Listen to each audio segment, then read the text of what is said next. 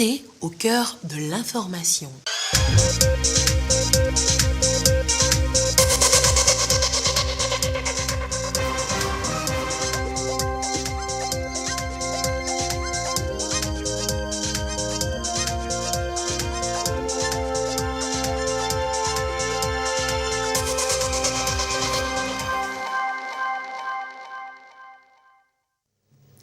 Mesdames, Messieurs, bonsoir et bienvenue dans cette édition. Au sommaire, les leaders des partis politiques regroupés au sein du cadre permanent de concertation ont désormais tous les éléments d'appréciation sur les projets et programmes qui font appel à l'inclusion financière. Un exercice démocratique voulu par le gouvernement. Plus de détails en ouverture de cette édition. Nous allons également parler santé avec à la une les conclusions issues de la 112e session du comité régional Afrique de l'OMS. On a surtout de la rencontre de Lomé des propositions qui prennent en compte l'accès facile aux soins de santé et de qualité. Et Kouessala, dans ce journal, nous fera le point complet. L'état-major ivoirien se prononce enfin sur le sort des militaires ivoiriens en captivité au Mali devant les familles des militaires. Le haut commandement ivoirien se veut rassurant en gardant au regard des discussions diplomatiques déjà effectuées. Voilà pour le sommaire. Place maintenant au journal. Les membres du cadre permanent de concertation ont tenu hier leur 6e réunion qui marquait également la fin de la 2e session. Pour cette ultime rencontre, l'inclusion financière et son impact sur la population était le sujet à l'ordre du jour. L'exercice a permis aux participants d'être davantage édifiés. Le point avec Dodo Wari. Devant le cadre permanent de concertation, le ministre Manzamé So Assi de l'inclusion financière et de l'organisation du secteur informel. C'est à son tour d'éclairer les zones d'ombre des partis politiques sur l'accès aux services financiers au Togo. FNFI, Novici, transfert monétaire, c'est l'heure de convaincre des impacts de ces programmes sur la population, surtout sur les couches vulnérables. Nous avons eu des échanges, des débats de fond, des discussions qui permettent à ce que les partis politiques ici présents dans le cadre du cadre permanent de concertation comprennent davantage ce que nous appelons le Fonds national de finances inclusives. C'est la 3e et dernière thématique de ce rendez-vous entre acteurs politiques. 3 jours passés à jauger l'efficacité des politiques énergétiques, environnementales, puis celles relatives à l'inclusion financière. Les partis politiques repartent suffisamment informés sur les actions gouvernementales dans ces 3 secteurs.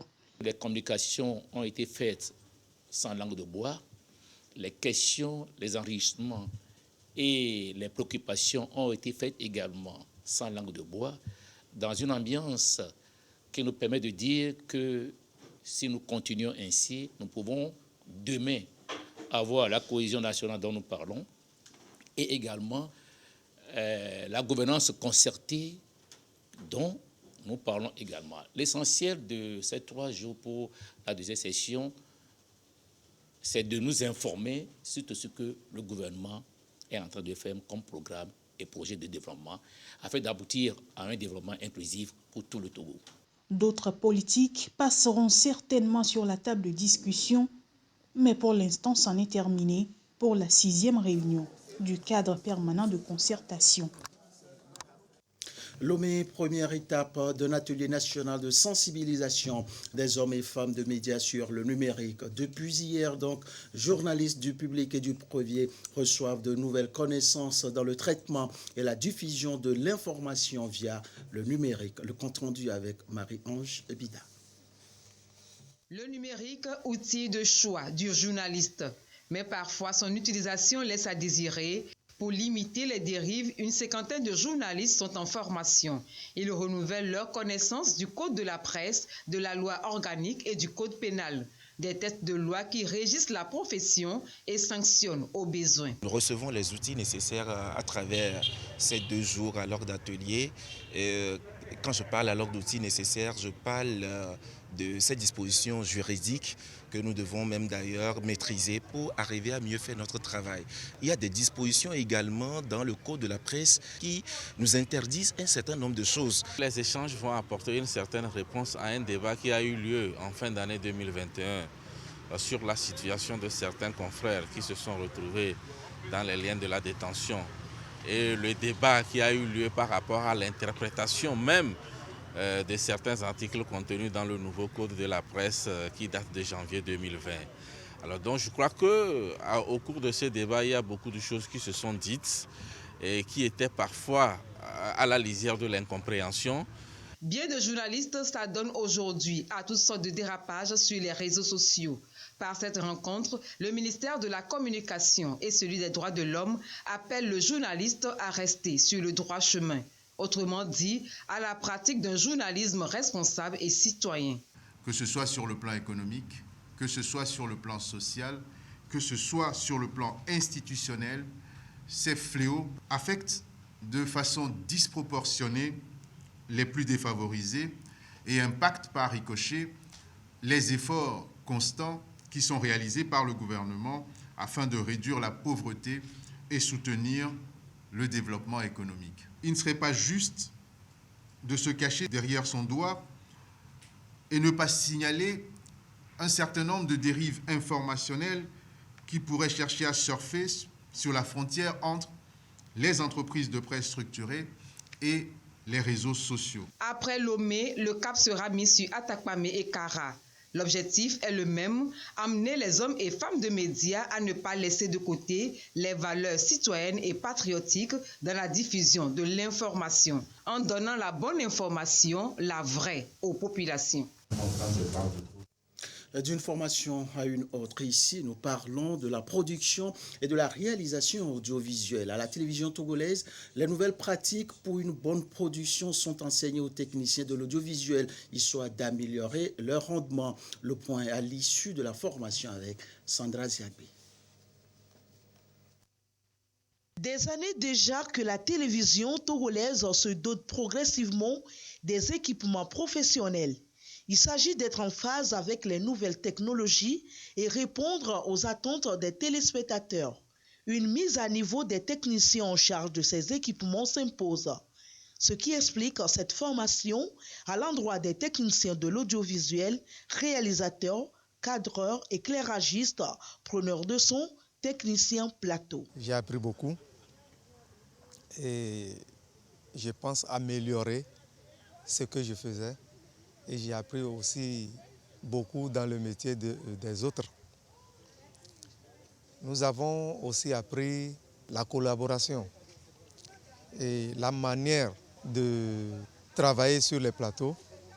Tout un chacun de nous aura à améliorer pour donner une qualité à ce que nous produisons. Nous avons appris la façon vraiment de travailler lorsque nous sommes sur un plateau de tournage, lorsque nous sommes en direct ou lorsque nous sommes en enregistrement. Donc la façon dont le réalisateur doit gérer son équipe. La production audiovisuelle nécessite également un travail d'équipe et de complicité. Un aspect important abordé au cours de ces 10 jours de formation. Nous sommes beaucoup attelés à la synthèse par rapport au travail en équipe et à régler certains petits détails au niveau des spécificités de chaque corps de métier. Alors, quand on prend par exemple les réalisateurs, il s'agit du chef d'orchestre quand on doit faire une émission ou une production. Et comment est-ce que le réalisateur doit diriger son équipe, doit diriger son plateau, doit coordonner le tout, doit gérer les humeurs des uns et des autres. Des médias crédibles au service des populations, l'une des préoccupations du gouvernement. Vision soutenue par le programme des Nations Unies pour le développement à travers ses différents programmes. Pour davantage de qualité et d'efficacité dans les productions, d'autres formations sont envisagées à l'endroit des journalistes de la télévision togolaise. L'actu ce soir, c'est également cette rencontre des acteurs intervenant dans les domaines de l'assainissement, la santé et l'environnement. Une rencontre pour présenter les normes qualité ISO qui imposent d'ailleurs certaines règles à respecter. Compte rendu, Carmen Madi à Cap. Un tiers de la population africaine n'a pas accès à des services d'assainissement selon un rapport spécial UNICEF-OMS. Au Togo, il existe un déséquilibre entre l'accès des populations à l'eau potable et l'accès à l'assainissement de base. Pour atteindre l'ODD 6, garantir l'accès de tous à l'eau et à l'assainissement et assurer une gestion durable des ressources en eau, il faut sans doute redoubler d'efforts en adoptant une approche holistique et innovante qui sous-tend la qualité et la performance. La Haute Autorité de la qualité et de l'environnement, HAUQ, sensibilise ici les acteurs du secteur de l'eau et de l'assainissement sur les normes internationales ISO 24521, ISO 30500 et ISO 31800. Ces normes sont des outils afin de réaliser les objectifs du développement durable qui est ODD 6. Et donc, ISO a élaboré ces normes pour appuyer les pays qui sont membres à pouvoir utiliser ces normes-là afin d'atteindre rapidement les objectifs du développement durable avant l'échéance fixée qui est 2030. Donc, nous allons faire le suivi de la mise en œuvre de ces normes-là. Et il y a la norme 31800 qu'aujourd'hui nous allons aussi former les acteurs dans cette norme-là. Ces trois normes intègrent des systèmes d'assainissement aux stratégies de développement local en vue de créer une économie circulaire où les déchets humains deviendraient des ressources utiles pour le développement de nouveaux marchés. La mise en œuvre de cette norme et son application et sa prise en compte dans la réglementation et les politiques publiques permettra au Togo de monter des projets pour, pourquoi pas, l'acquisition de ce type de technologie. Le modèle le plus connu, c'est ce qu'on appelle l'omniprocesseur et qui a la capacité de traiter ces bouts de vidange en toute sécurité, éliminer les pathogènes, mais aussi et surtout avec la capacité de générer de l'énergie, qui peut être de l'énergie électrique, de l'eau propre, mais aussi des cendres qui peuvent être utilisées comme amendement agricole ou encore dans la construction. La mise en œuvre réussie des normes dans les différents pays ne pourra se faire qu'avec l'engagement de tous. Ces trois normes ont le potentiel de révolutionner le secteur de l'assainissement lorsqu'elles sont utilisées ensemble. Elles permettent de relever les défis actuels et de préparer des solutions futures. Ainsi, nous ouvrons le chapitre santé de cette édition avec tout d'abord les conclusions des travaux de la 112e session du comité régional OMS Afrique. On note surtout de cette bonne volonté des pays participants à œuvrer davantage pour un accès facile aux soins de santé et de qualité. Compte rendu, Ekwesala. Lors de la cérémonie d'ouverture, il était dit que par rapport à nos lointains ancêtres et héros, nous allons tout faire pour rendre possible le nécessaire par la raison et rendre possible l'impossible par l'imagination et la ténacité. Je pense que les différents jours, les différentes sessions, les différentes rencontres, qu'elles soient parallèles, spéciales ou en plénière, ont prouvé cette détermination. C'est fort de tous ces espoirs que peuvent nourrir nos populations dans notre détermination à être à leur côté et à relever tous les défis sanitaires, que je déclare close la 72e session du comité régional. De cette 72e session du comité régional OMS Afrique qui se referme à Lomé, d'importantes décisions pour renforcer les systèmes sanitaires africains. Au bout de 5 jours de discussion autour des défis sanitaires sur le continent, les 47 pays se séparent sur une note de satisfaction. Nous avons parlé d'abord du Covid-19 et la suite de cette pandémie. Comment on allait faire que nos systèmes de santé soient plus résilients, que nous soyons plus préparés pour faire face aux prochaines grandes épidémies ou bien pandémies. il y a beaucoup de bonnes idées qui sont sorties et nous voyons déjà que les États membres sont en train de prendre action par rapport aux leçons apprises au cours de cette pandémie.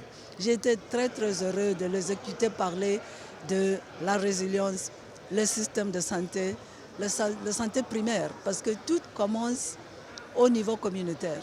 Moi, je suis très optimiste et c'était une bonne discussion entre les ministres sous le leadership de Togo qui me donne tout cet espoir pour le futur de la santé en Afrique. Rendez-vous l'année prochaine pour la 73e session. Elle sera abritée par le Botswana du 28 août au 1er septembre 2023. L'occasion sera donnée aux 47 pays de l'OMS Afrique de faire le point de la mise en œuvre des propositions accouchées par la rencontre de Lomé. Avant la fin des travaux, la directrice régionale a tenu un point de presse pour situer et donner les directives, les grandes orientations retenues pour améliorer et renforcer le système de santé en Afrique d'ici 2030. Le point avec Christine Petiki-Aloudé. D'ici à 2030, la santé des populations en Afrique devrait s'améliorer. Cela passe nécessairement par la disponibilité des systèmes de santé robustes capables de résister aux éventuelles crises et défis sanitaires. Les États se sont accordés sur des lignes directrices avec des objectifs présentés à la presse. La stratégie régionale pour la sécurité sanitaire et les situations d'urgence 2022-2030 engage les États membres à atteindre 12 objectifs critiques d'ici à 2030, à savoir renforcer leur capacité de préparation, de détection et de réaction aux urgences sanitaires. Parmi ceux-ci, 80% des pays de la région africaine devraient avoir assuré un financement prévisible et durable de la sécurité sanitaire et avoir mis en place des districts sanitaires. 90% devraient avoir la capacité de mobiliser une réponse efficace aux urgences sanitaires dans les 24 heures suivant la détection. Pour atteindre ces objectifs, les États membres sont convenus d'engager la volonté politique nécessaire et d'assurer le leadership technique nécessaire tout en mobilisant les ressources humaines et logistiques idoines. La stratégie régionale PEN+ est lancée contre les maladies non transmissibles graves. La campagne contre la drépanocytose également. Les leçons tirées de la gestion du coronavirus, l'OMS les juge nécessaires. Parmi les expériences réussies, le Togo. Nous avoisinons les 40% de la population cible en termes de couverture vaccinale. Ce qui a été tiré comme enseignement, la collaboration entre les différents ministères a été renforcée, la mise en place d'organes, le renforcement du système de santé, les équipements des centres de santé. Il y a un certain nombre de dispositions qui avaient été prises par le chef de l'État pour alléger les conséquences économiques de la pandémie, notamment à l'égard des populations les plus vulnérables. Des stratégies de riposte qui peuvent aider dans la gestion des crises futures, notamment de la variole du singe, une autre menace. 406 cas confirmés et 7 décès déjà enregistrés dans la région. Le Covid-19 est loin d'être terminé. L'intensification de la sensibilisation, la surveillance et la vaccination restent les vœux de l'OMS. Et il faut surtout noter que l'organisation parfaite à Lomé de la 112e session du comité régional Afrique de l'OMS a marqué les esprits. Les thématiques abordées étaient tout simplement riches en enseignements et l'occasion s'y prêtait également pour des partages d'expériences. Les participants l'ont d'ailleurs témoigné au micro de Ulrich Amiga. D'abord, à remercier les autorités togolaises, en tête desquelles le président de la République, son Excellence Faure Essozi Gnagnassingbe, qui a bien voulu accueillir cette 72e session du comité régional de l'OMS pour l'Afrique. Le Gabon est très fier d'avoir participé à cette session et nous retenons aujourd'hui la réussite aussi du Togo pour avoir éliminé 4 maladies tropicales. C'est une très grande réussite sanitaire pour ce pays et des exemples comme ça, nous, le Gabon part avec dans nos papiers. Les thèmes cette année étaient très variés, mais nous avons pu, avec le leadership du ministre de la Santé du Togo, le professeur Moustapha, qui était le président de cette session, aborder les différentes thématiques avec beaucoup de professionnalisme. Et nous sortons donc de cette assemblée avec beaucoup d'enseignements pour avoir trouvé le consensus sur l'ensemble des problèmes de santé qui se posent aujourd'hui au continent. Nous soutenons toutes les déclarations et rapports qui ont été décidés à cette session, qui montrent l'importance de l'OMS dans la vision et dans la production de documents normatifs pour nos différents pays. Nous avons donc été ensemble et nous avons parlé de beaucoup d'intégration des services au niveau de toute l'Afrique, mais surtout une coordination. Parce qu'aujourd'hui, on parle au-delà de la maladie, on parle des problèmes de santé, ce qui veut dire qu'on doit tous aller vers la multisectorialité, vers la multidisciplinarité. Chacun de nous repartons d'ici très enrichis et nous allons pouvoir, dans un esprit constructif, pouvoir déployer ce que nous avons pu acquérir ici dans nos pays et afin de renforcer nos systèmes de santé et les rendre encore plus contributifs à l'amélioration de la santé de nos populations. Et nous allons refermer la rubrique santé de cette édition avec cet entretien que nous propose Ekwesala. Il a reçu pour vous le secrétaire général du ministère de la Santé pour parler du rapport qui prend en compte l'éradication des maladies tropicales négligées à l'horizon 2030. Que dit exactement ce rapport? Je vous laisse plutôt suivre Ekwesala et son invité. Secrétaire général, bonsoir. Bonsoir, M. Salah. Voilà, les pays à cette 72e session du comité régional de l'OMS pour l'Afrique viennent d'adopter le rapport sur l'éradication des maladies tropicales négligées dans la région Afrique.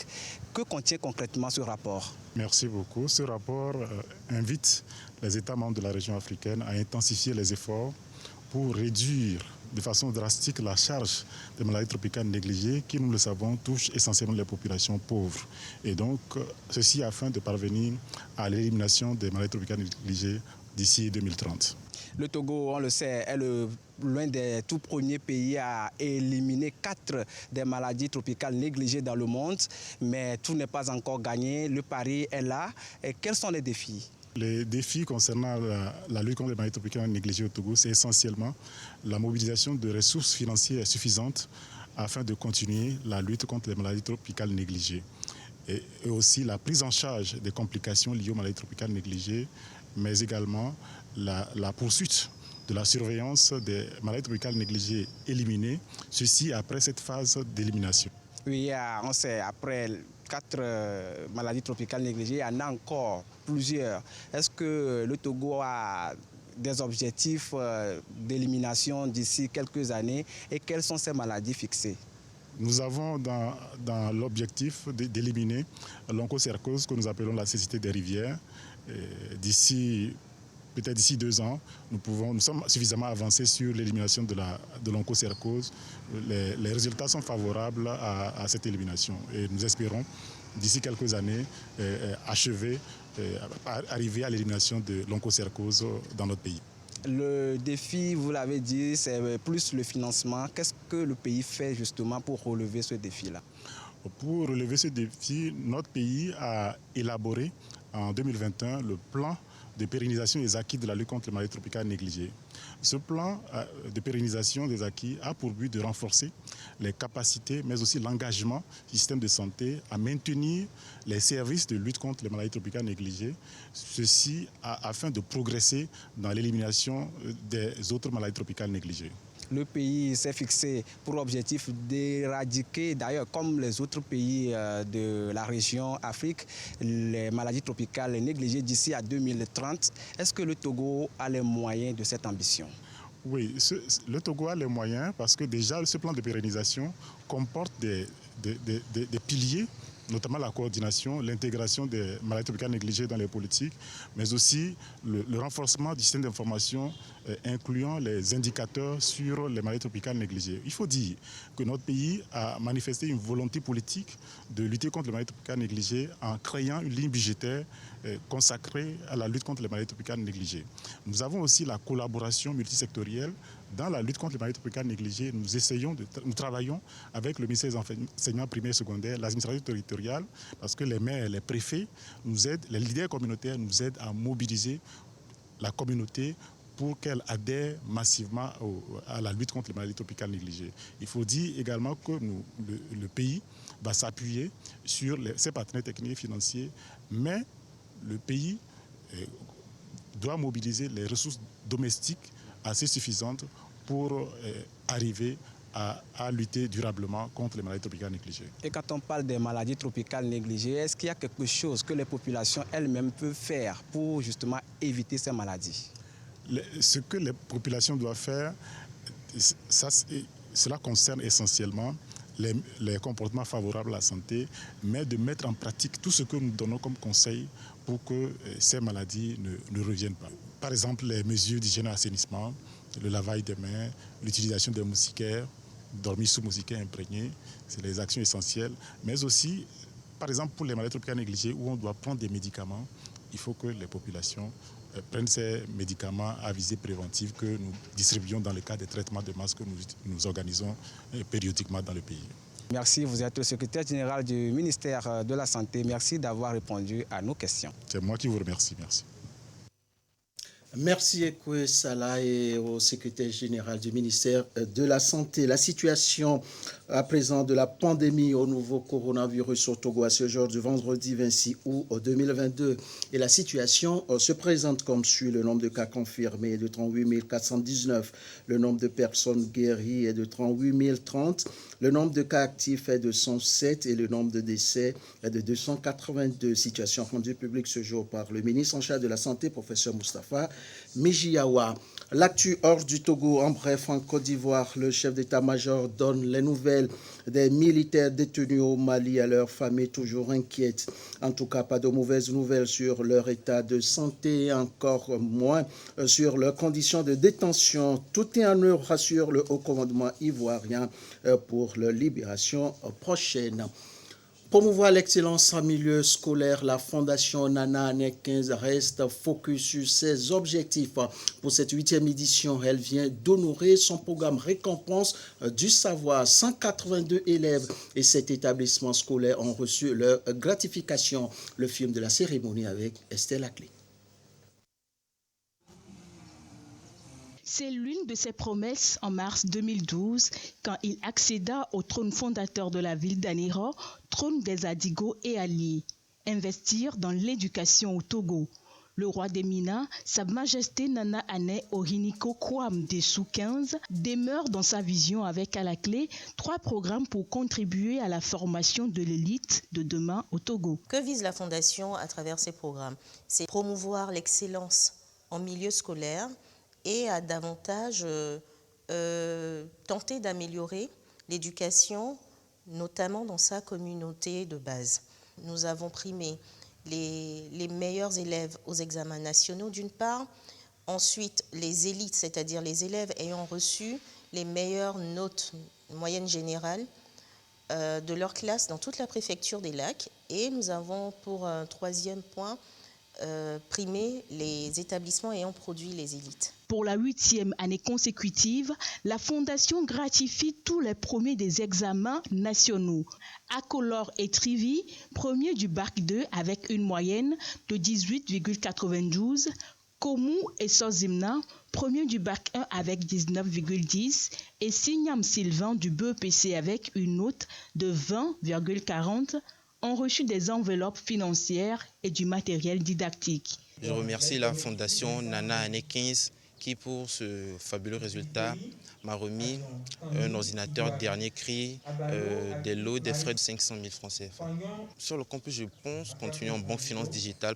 Je suis animé d'un sentiment de joie et en même temps de reconnaissance envers la Fondation. On m'a donné une enveloppe de 200 000 comme un ordinateur, comme des romans.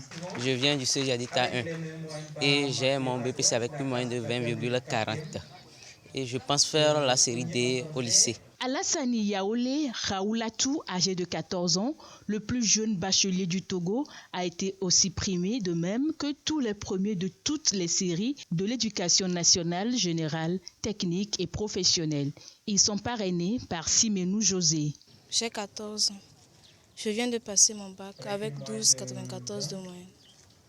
Je remercie la Fondation Nana Année 15 qui m'a donné un ordinateur et un dictionnaire, une somme de 200 000, un frais de déplacement de Blita et Anera. On dit souvent ouvrir une école, c'est fermer une prison. Et donc, à ce titre, c'est un privilège pour moi que Nana Ané 15 m'ait désigné comme parrain éducatif de ce programme scolaire-là. Je tiens à le féliciter pour cette initiative, parce qu'il n'est pas permis à tout le monde de mettre la main à la poche et de pouvoir donner ce qu'il a pour les enfants. Pour sa disponibilité et son accompagnement à la Fondation, l'inspecteur général de l'éducation, Ezi Kokou, a reçu une distinction honorifique. Étant un responsable dans le milieu, responsable de l'éducation bien sûr dans le milieu, en ce moment, j'avais accueilli comme une satisfaction et nous avons mis notre énergie là-dedans pour les aider à commencer les activités de cette manière-là et je me réjouis que cela continue. Au total, 189 prix ont été décernés à 182 élèves et à 7 lauréats élites de 7 meilleurs établissements. Le préfet des Lacs et le représentant du ministre Kokoro Kododi ont salué les initiatives du chef traditionnel de la ville d'Anéro, le roi des Minas, qui, selon eux, s'insère dans la politique de l'éducation pour tous prônée par le chef de l'État, Fort Essozimna Nyasimbe. Monsieur.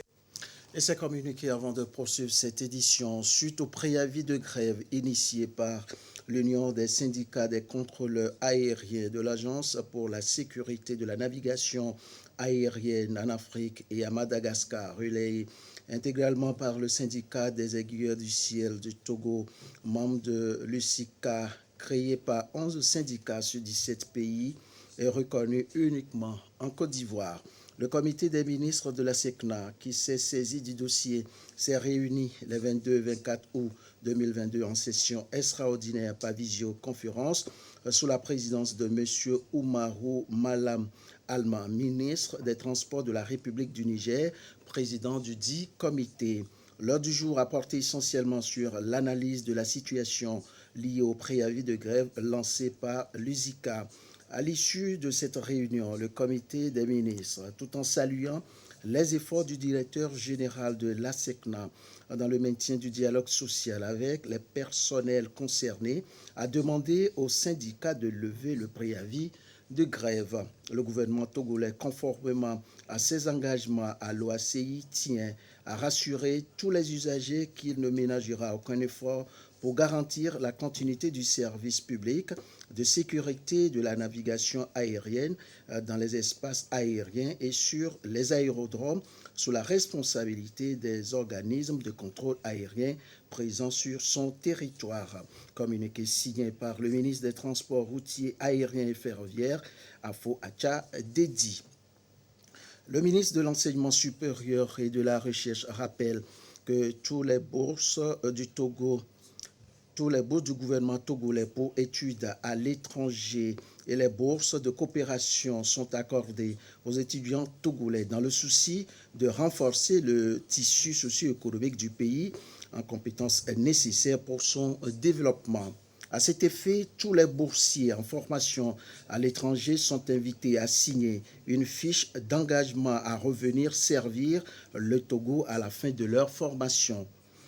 La fiche est disponible à la direction des bourses et stages ou téléchargeable sur le site de la DBS et doit être renseignée puis retournée à l'adresse qui y est indiquée dans les meilleurs délais. La dite fiche est nécessaire pour l'effectivité de la bourse à chaque étudiant. Communiqué et signé par le ministre de l'Enseignement supérieur et de la Recherche, professeur Majesté Iou Wateba. Je vous propose à présent de suivre l'intégralité de la conférence de presse animée juste après le Conseil des ministres tenu hier. Le ministre Akoda Ayewadan de la communication et des médias, porte-parole du gouvernement, était devant la presse pour donner plus de précisions aux inquiétudes des journalistes. Suivez.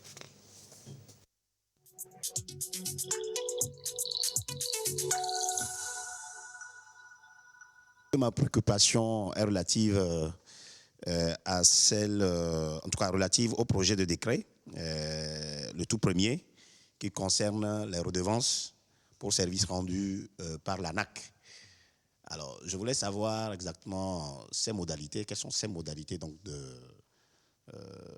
redevances, Et pourquoi est-ce que le gouvernement a cherché nécessaire donc d'introduire cela? Lorsque le gouvernement reprend un texte pour fixer les modalités de détermination des redevances pour services rendus à l'ANAQ, le gouvernement actualise une pratique.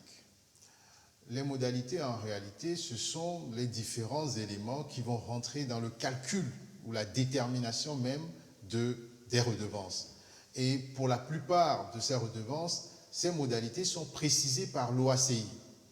Donc, le texte qui est pris aujourd'hui vise d'abord à actualiser le cadre de la détermination de ces redevances en tenant compte de l'exigence de compétitivité qui doit rester à la plateforme aéroportuaire de notre pays. Vous n'êtes pas sans savoir que l'ambition du gouvernement, qui est inscrite d'ailleurs dans la feuille de route, c'est de faire de notre pays un hub dans tous les sens du terme, que ce soit en matière logistique ou autre.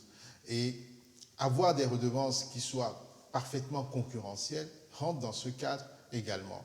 Donc aujourd'hui, il a été question de revoir le cadre, les conditions dans lesquelles ces redevances peuvent être fixées, les principes qui doivent gouverner la fixation des dites redevances. Moi, c'est Martial Kataka, Togo Presse. Comment comprendre cette notion de qualification aux prestataires de services de cybersécurité et quel en est l'intérêt?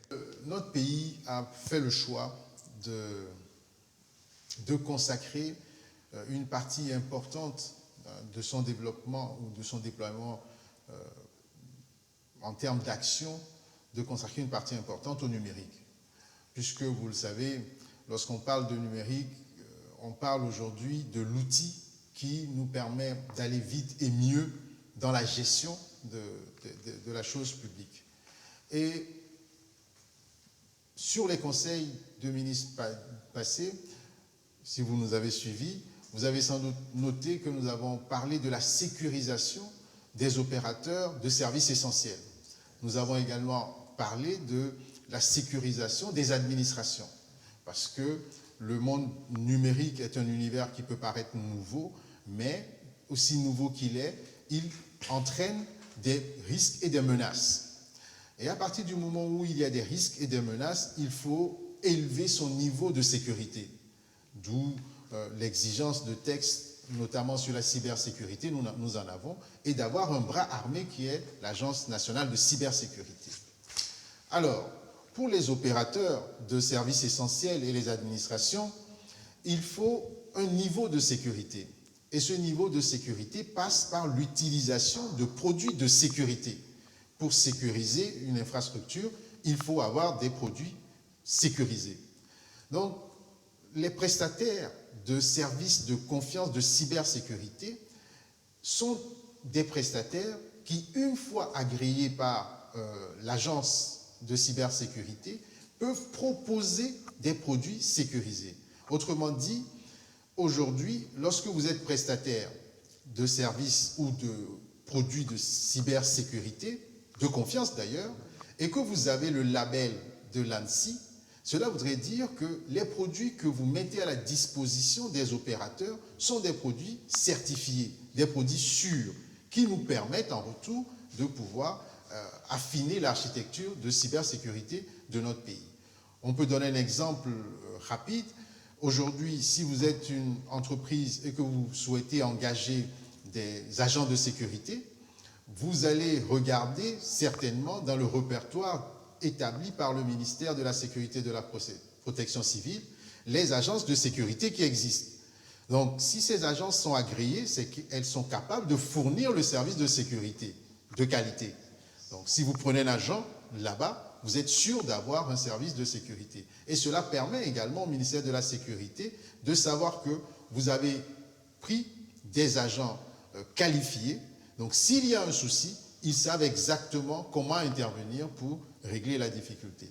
Donc, aujourd'hui, pour faire court, le prestataire de services de confiance en matière de cybersécurité, c'est quelqu'un qui est agréé par l'Agence nationale de cybersécurité pour pouvoir fournir des services de de cybersécurité, mais des services de confiance ou vendre des produits qui sont sécurisés. Quels sont les critères de qualification pour ces prestataires de services de cybersécurité? Alors, les critères sont nombreux, je ne vais pas pouvoir les énumérer, mais il y a d'abord, évidemment, il faut être une personne morale ayant une certaine expérience dans la délivrance de ces services ou la vente de ces produits. Il faut remplir un cahier de charges qui est proposé par l'Agence nationale de cybersécurité. Et une fois que tout ce parcours est réalisé, vous pouvez être agréé comme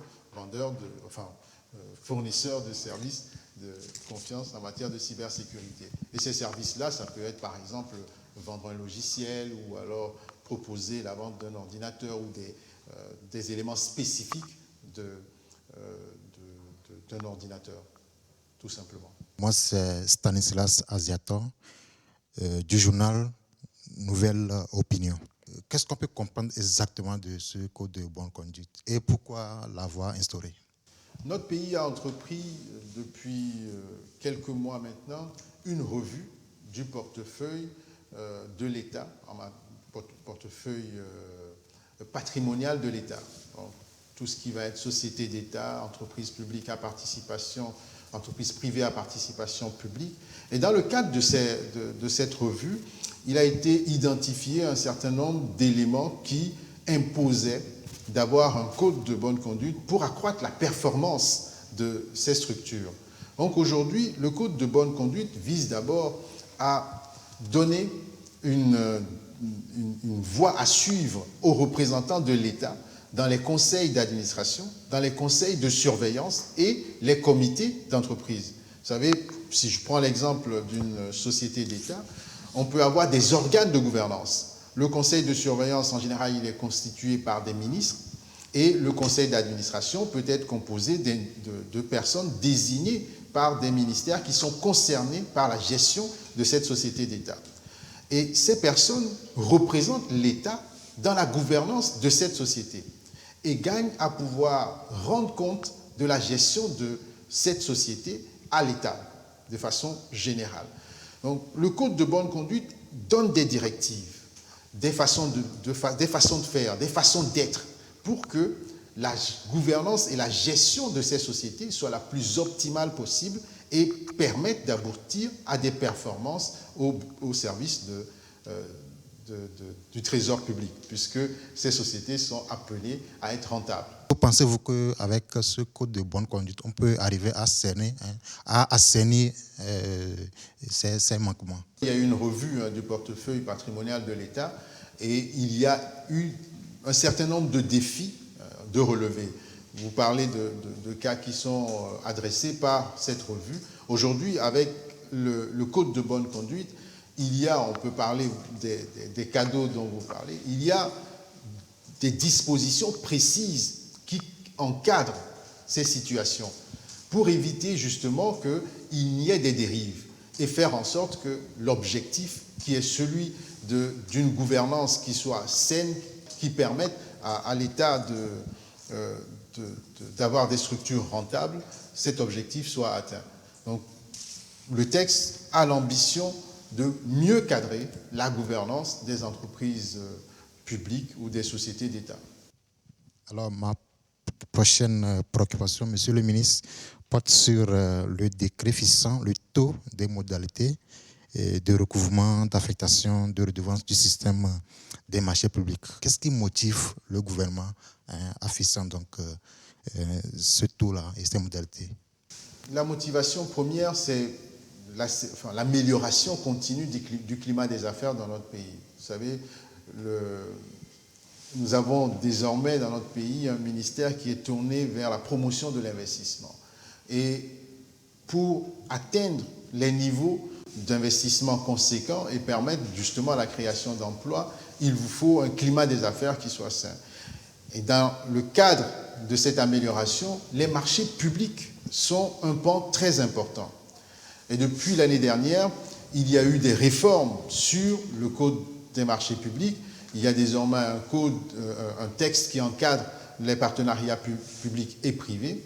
Et à la suite de ces réformes-là, il y avait un intérêt à revoir le taux des redevances de marché public pour alléger la tâche aux opérateurs économiques. Donc les opérateurs économiques vont voir désormais ce taux passer de 1,5 à 0,65 sur les marchés hors taxe. Donc une réduction de moitié.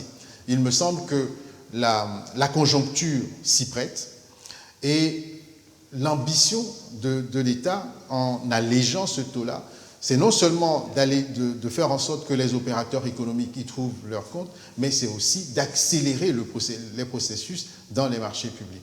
Aujourd'hui, le cadre de collecte de cette redevance a également été revu, toujours pour avoir un peu plus de célérité, mais la finalité, c'est également d'affecter ces montants qui sont recouvrés au renforcement des capacités du système même des marchés publics. Le système des marchés publics va faire intervenir désormais la Direction nationale de la commande publique, l'autorité de régulation, les structures de gestion des marchés auprès des autorités contractantes que l'État souhaite voir professionnaliser. Donc, il y a tout un schéma qui est instauré par le jeu de cet allègement et qui vise à avoir une meilleure performance en matière de marché public. Relativement aux activités physiques et sportives, et pourquoi le gouvernement se prépare-t-il à instaurer une journée? Sur les sports, vous le savez comme moi, le sport est un vecteur de paix, c'est un vecteur social fort, mais c'est également un vecteur économique, c'est un vecteur aujourd'hui de santé publique d'ailleurs. Et le gouvernement a bien noté l'engouement de nos populations au sport de masse. Vous savez, peu avant la pandémie, on pouvait rencontrer beaucoup de nos compatriotes, que ce soit les samedis ou les dimanches, et même en semaine, pratiquer des activités sportives. Et de ce fait, le gouvernement a voulu accompagner ce mouvement-là en mettant en place une journée, au moins par mois, cela n'est pas encore fixé, une journée au moins par mois pour rendre encore plus visible l'engagement de nos concitoyens dans les activités sportives. On le sait, aujourd'hui, pratiquer une activité sportive régulière nous permet d'éviter certaines maladies et nous permet également de conserver une santé forte, parce que lorsque vous êtes en bonne santé, évidemment, vous pouvez agir sur la destinée de votre pays en travaillant, en réfléchissant, en faisant d'autres choses. Donc, aller dans ce sens-là, c'est d'abord éviter un certain nombre de maladies, c'est aussi créer de la cohésion sociale au sein de nos populations et tirer le meilleur parti des activités sportives. Fait-on dire que le gouvernement est satisfait des résultats par rapport à cette exécution? Le niveau d'exécution à juillet est plutôt encourageant. Le Conseil des ministres a relevé qu'il y avait des départements qui étaient plutôt bien avancés dans l'exécution de leur budget d'investissement et d'autres qui l'étaient moins. Donc il y a eu des instructions pour que les ministères qui n'avaient pas accéléré en termes d'engagement puissent avancer dans ce sens-là. Mais ce qu'il faut noter globalement, c'est que malgré la crise aujourd'hui, le gouvernement continue d'investir de façon conséquente. Les techniciens vous parleront d'investissement contracyclique et cela nous permet de pouvoir avancer vers les objectifs qui ont été fixés dans la feuille de route. Donc, la satisfaction est de constater qu'il y a une évolution en termes de consommation des budgets d'investissement. Les encouragements, c'est de voir les autres ministères avancer encore dans ce sens-là. Alors, monsieur le ministre, est-ce que vous pouvez nous citer maintenant quelques-uns des projets d'investissement du gouvernement? Actuellement, le gouvernement travaille de façon importante sur l'identification numérique des individus dans notre pays, parce que c'est la base du registre social qui va être établi. Et c'est un investissement conséquent parce qu'il faut d'abord trouver la solution avec laquelle l'identification va se réaliser, comment cette identification va être sécurisée, la base va être construite pour pouvoir être développée tout le long des années à venir. On peut également citer la couverture santé universelle avec les différents éléments que le gouvernement a mis en mouvement depuis le début du mandat. Depuis le début du mandat. Donc, il y a des investissements aussi importants. Je n'occulte pas les investissements en termes infrastructurels. La plateforme industrielle d'Adéticopé, réalisée dans un temps plutôt court, fait partie de ces investissements structurants. Donc, il y en a d'autres. Le Togo a eu une reconnaissance de l'OMS pour avoir éradiqué 4 maladies tropicales négligées. Monsieur le ministre, comment en est-on arrivé là? On parle de maladies tropicales négligées et ce sont des maladies qui portent bien leur nom. D'abord parce que ce sont des maladies que vous ne trouvez que dans les zones tropicales et dans les zones les plus défavorisées. Lorsqu'on parle je ne sais pas si vous vous en rappelez encore, de l'éléphantiasis, on parle de maladies que vous ne verrez plus parce que ces maladies sont éradiquées. Et les plus jeunes d'entre nous n'ont sans doute jamais vu la manifestation d'une telle maladie. Mais l'intérêt pour notre pays d'avoir reçu ce prix-là, c'est d'abord une reconnaissance d'un travail qui a été effectué sur des maladies pour lesquelles il n'y a plus de recherche. Plus personne ne fait de recherche sur ces maladies-là. Donc on ne pouvait pas espérer qu'il y ait des traitements curatifs ou même des traitements préventifs sur de telles maladies. Donc s'il n'y a plus de recherche et que notre pays est arrivé à les éradiquer, je pense que le mérite revient à toute la politique qui a été déployée dans ce sens-là. Mais il y a un autre intérêt. Vous savez, lorsque vous êtes atteint de ces maladies, vous êtes une charge pour votre communauté. Quelqu'un qui souffre d'éléphantiasis, par exemple, ne peut pas a un accès difficile à l'emploi. Et s'il a un accès difficile à l'emploi, il ne peut pas générer des ressources. Il est parfois rejeté par la société. Donc, on a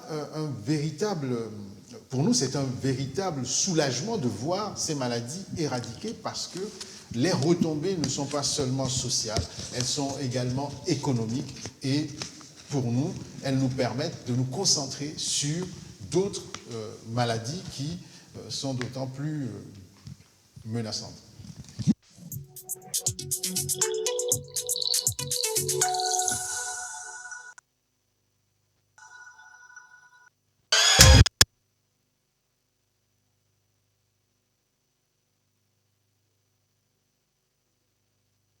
On a un entretien avec le ministre de la Santé, professeur Moustapha Mejiawa, sur les progrès et défis dans le secteur de la santé. Un entretien réalisé pour vous par Joseph Amégan. Soyez donc tous au rendez-vous.